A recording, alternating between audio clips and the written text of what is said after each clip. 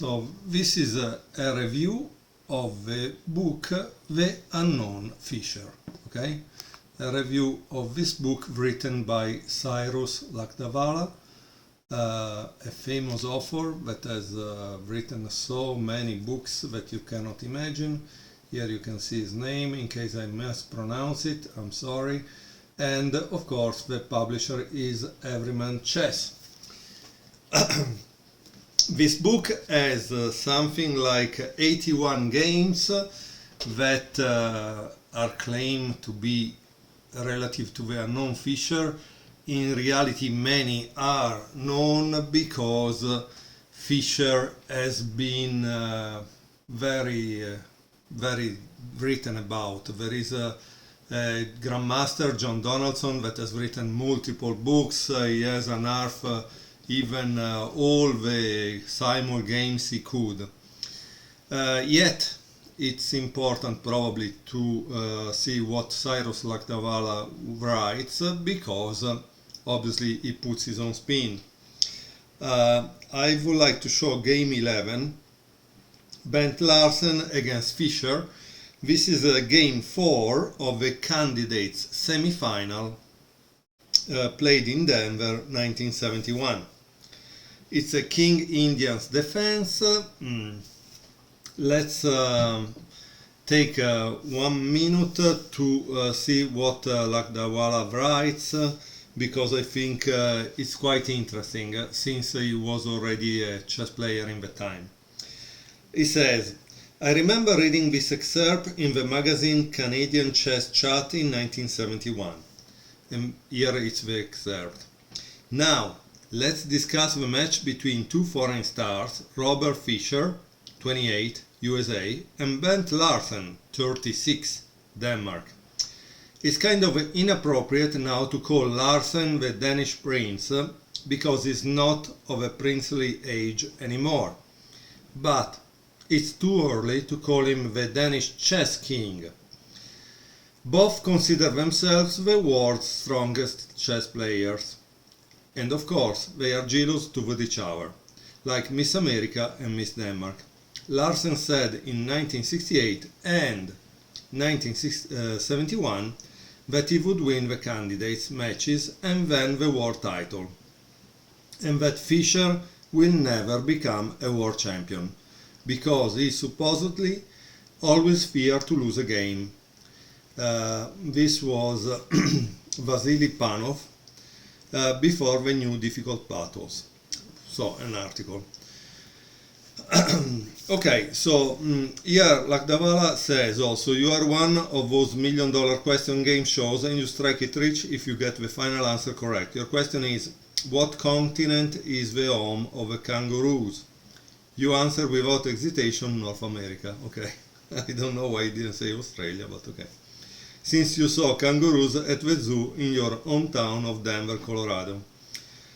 I just described the level of mega shock Larsen must have felt after his disastrous 0-6 match against Fischer. Fischer was absolutely the strongest player, but 0-6 stronger? Not a chance.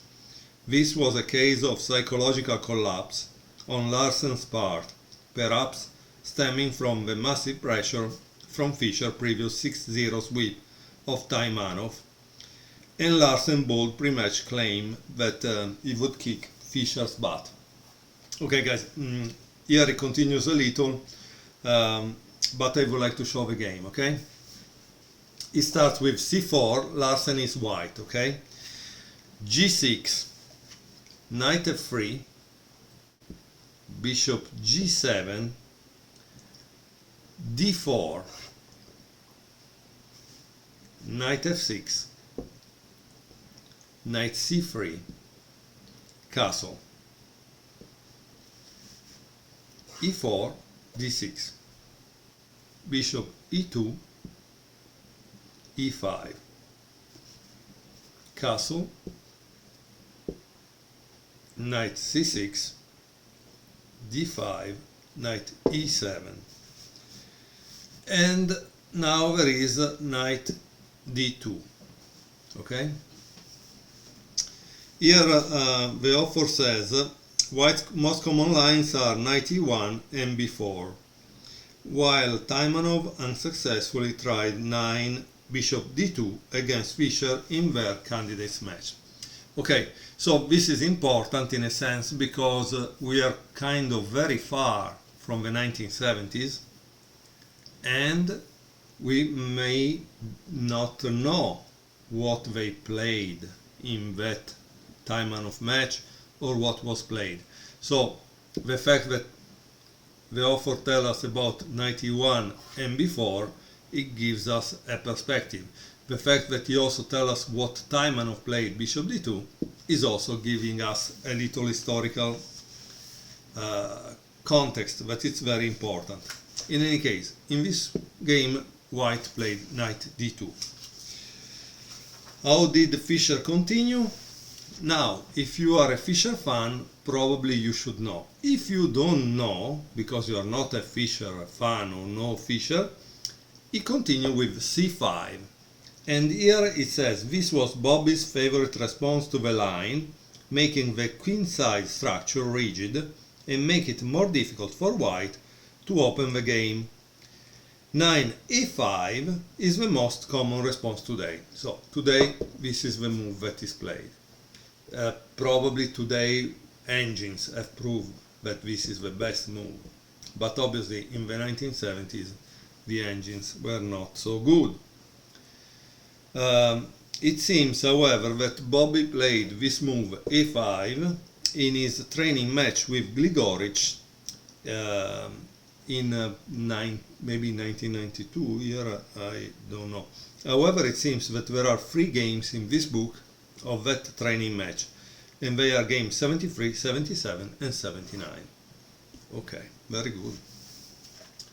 Rook b1, obviously, so Fischer tried to make the structure solid and immediately White tries to dismount that idea.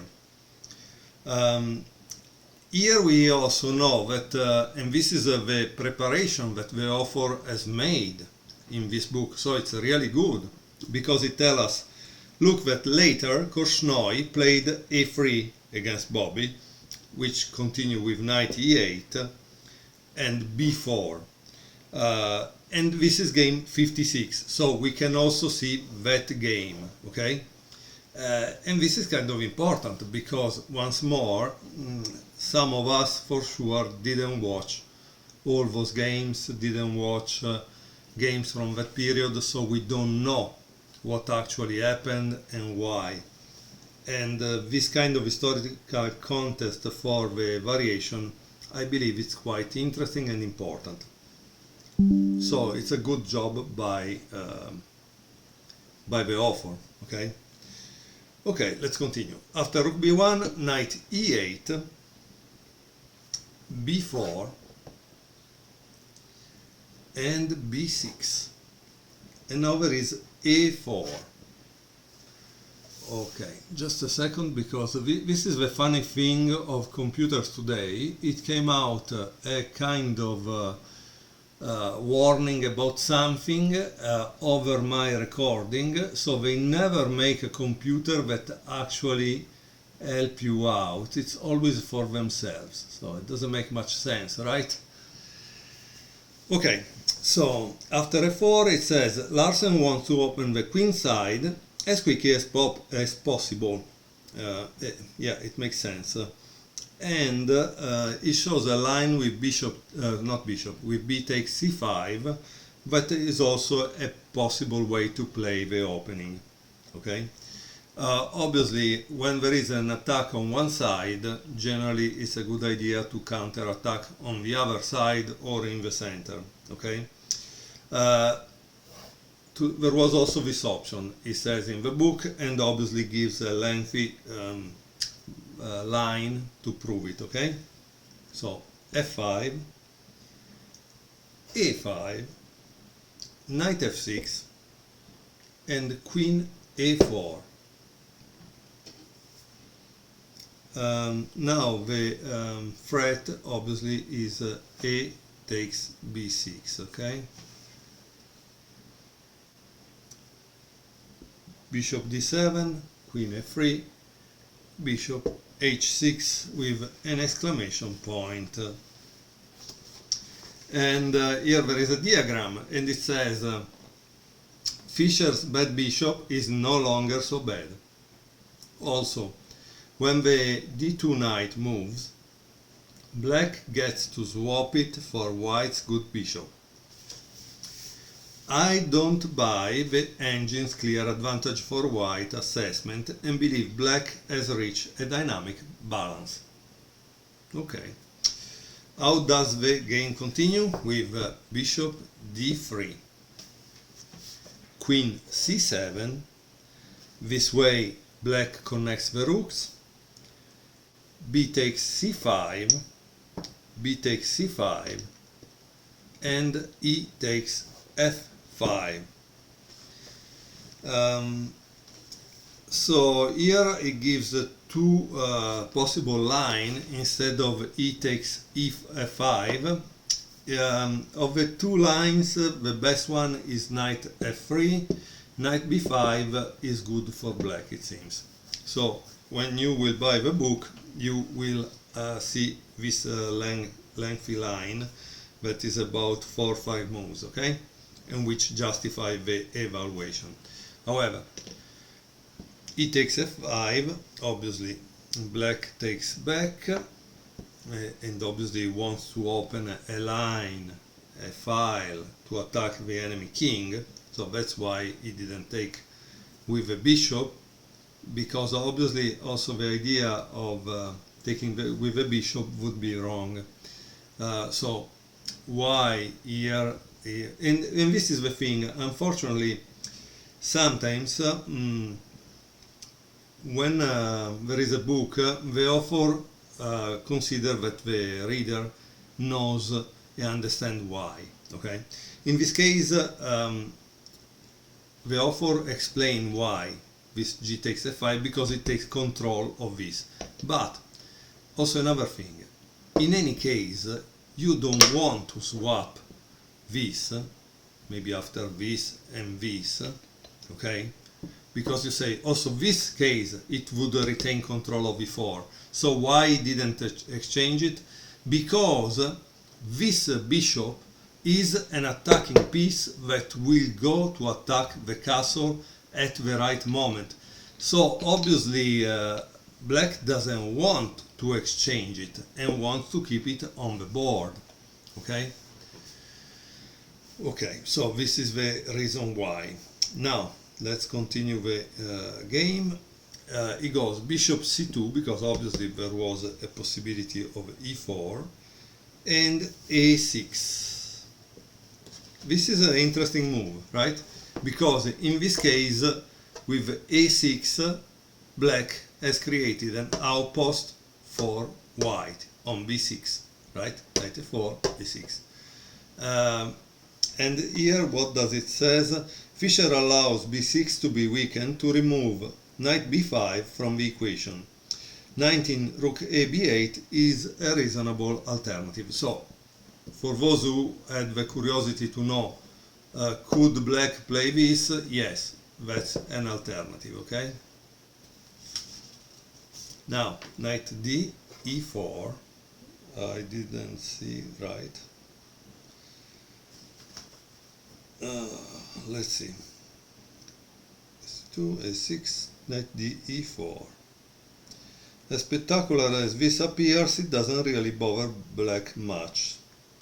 20 knight e2 is stronger. So why he could play this move? Because you say, but I can take this because this bishop is m3. So obviously Fischer had to calculate that move, okay? He couldn't avoid it. Okay, knight takes c1, knight takes f6, rook takes f6, rook f takes c1, rook a f8, and rook b6. As I mentioned before, this is an outpost, and obviously white is occupying the outpost. Now, The problem is that the goal of a game is to give checkmate, right? And so how do you give checkmate? You give checkmate attacking the king. While on the queen side, the idea is probably to promote this pawn. And let's see who arrived fourth, right? Okay. So how would you continue if you were Fischer? Fischer continued with this move, bishop c8. It makes sense, honestly, because generally master level player, they always defend everything before launching their attack to avoid surprises. Knight e2, and now you should try to guess what Fischer played. There is a diagram after the move Fischer played it, okay? So you can stop the video or you can continue and I will show you. f4, this is the exclamation point move, and the author says Fischer correctly realizes that ending white control over e4 is easily compensated by the following factors. 1. f4, f3 is a dangerous threat. 2. The fi square opens for the black knight and bishop. Number 1 and 2 on the list automatically mean that black's coming kingside attack is dangerous. Bishop e4, it makes sense because it's trying to prevent this. Knight f5, and now white plays a dubious move, that is rook c6. The rook is out of play on c6 and merrily chases black's queen to where she wants to go. He should have tried king h1. So instead of this move, he should have played king h1. Okay. Now let's see where the queen wants to go. Or does really the queen want to go somewhere? Who knows? Huh? So try to pause the video and think on where you would put your queen if you were Fischer. Fischer played queen g7. Here there is a mistake by white that plays rook b1. Bring it on, roars the 90-pound nerd as he confidently challenges the 250-pound football player to a fight for the right to date the high school head cheerleader. Larsen remains oblivious to the danger to his king. 27 king h1 was the move to play. And here there is a variation to prove this line. Now, if you were black, what would you play in this instance? Try to guess it and stop the video. If you don't want to guess, the move is knight h4, okay? To which continue with queen d3, which is another mistake. It was to play rook takes c8, it was better, and here there is another variation to prove it. Okay? Now, you are black. Okay? And here, this is the great thing of books written by Cyrus, that he stops and asks you a question. In this case, the question is, what would you play as black, right? But he says, exercise planning. A state of not understanding is neither an opinion nor a viewpoint. Larsen's last move was a blunder, and the white king elf is failing. What is Fischer's optimal attacking plan? So, what would you play if you were Fischer? And the move is this, bishop f5. That's why the right move was to eliminate that bishop. Okay? The heretic black bishop has no fear of being burned alive, since his goal is to replace the older religion with a new. This is a rare case of a good black king Indian light square bishop who willingly seeks to swap itself for white's normally bad light square bishop. There are two reasons why this is an exception to the norm. 1. White's bishop on e4 is not bad anymore on its powerful central square, and 2. The bishop is a crucial protector of the key squares g2 and f3, which white can no longer defend after its removal. Okay, so how did white continue? With king h1, to which black played f3. Now, if you want to do some exercise, try to understand why knight takes g2 is the wrong move, okay? Because it's a blunder. So the right move is f3. Knight g3, once more, obviously you cannot play g takes f3. Why? Because the next move is checkmate, right? Queen g2, checkmate.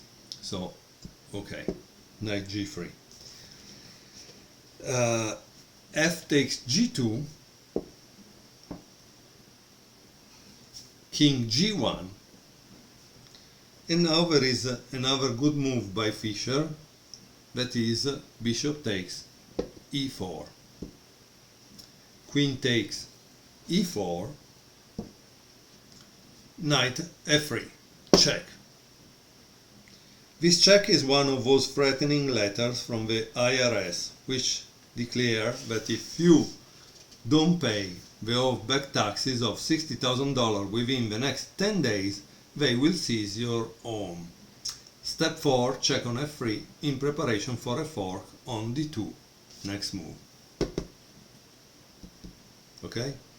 So, king takes g2, and what does he play? Knight d2, and here it seems white resign. There is a final note that says, on the chessboard there is no such a thing as a result which is devoid of a previous cause. Essentially, the karmic law of cause and effect is both real and perceptibly obvious. Now comes the punchline of Bobby's not so funny joke. As the knight bangs down on d2 with an attitude of repudiation, not only are white queen and b1 rook fork, but f2 is now also on the loose. Okay, so the problem is also this, that this is going to fall. And so this is game 11 of the book, and it was game 4 of the candidate semi-final match. I hope you enjoy it. If you like the book, buy it, because obviously it's a good book about the Fischer that will introduce you to Fischer, and eventually if you like it, you will buy other books about Fischer to better know his games, because he clearly was one of the greatest players of all time, with an incredible score. With that said, I stop the review, and thank you very much for the attention. Please subscribe to the channel.